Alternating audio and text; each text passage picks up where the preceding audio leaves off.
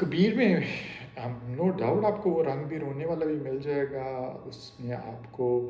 گالیاں بھی مل جائیں گی، اس میں آپ کو ایک قسم کا بڑا ڈیفائنڈ نربھاؤ نرگن گاؤں گا، کہ فیئرلیسلی میں نرگن جو ہے فارم لیس گاڈ جو ہے اس کے بارے میں گاؤں گا، اور اس طرح بیٹھوں گا، اور سو اس میں بہت وہ بھی ہے کہ وہ ہر چیز سے اپنے آپ کو آزاد بھی کر رہا ہے. اب کبیر کے ساتھ یہ سچویشن ہوئی ہے نا کہ دیکھیں، جب اپنے زمانے میں تو وہ نہ ہندو تھا نہ مسلمان تھا، بڑا وہ کھل کے کہتا تھا، لیکن بعد میں and this can tell you a bit about the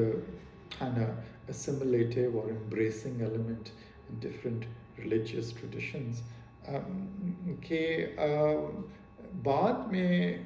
مسلمانوں نے تو اسے ناطا توڑ ہی لیا کیونکہ اس نے کہہ دیا. لیکن آج اگر آپ کبیر کو سنیں، if you open up YouTube and anything like that, much of his work is going to be there in the shape of bhajans. And what are bhajans? Bhajans are like the Qawwali of Hindus, or from that tradition. So that Hinduism has fully embraced him and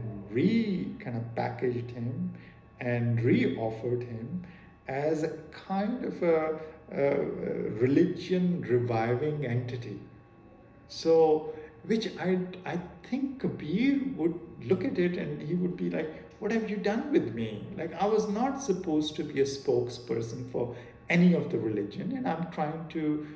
free myself from all these different religious traditions.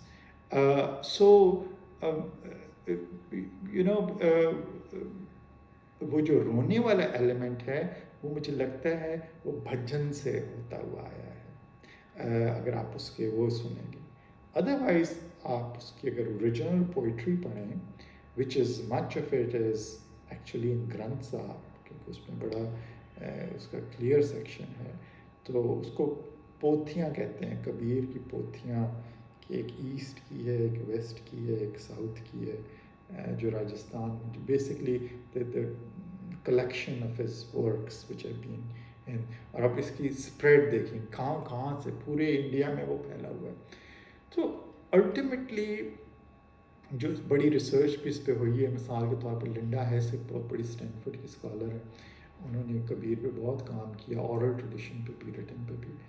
تو ultimately ان کی conclusion یہ ہے کہ دیکھیں کبیر جو ہے وہ تو مٹی ہے، اس کو کسی روپ میں آپ ڈال سکتے ہیں،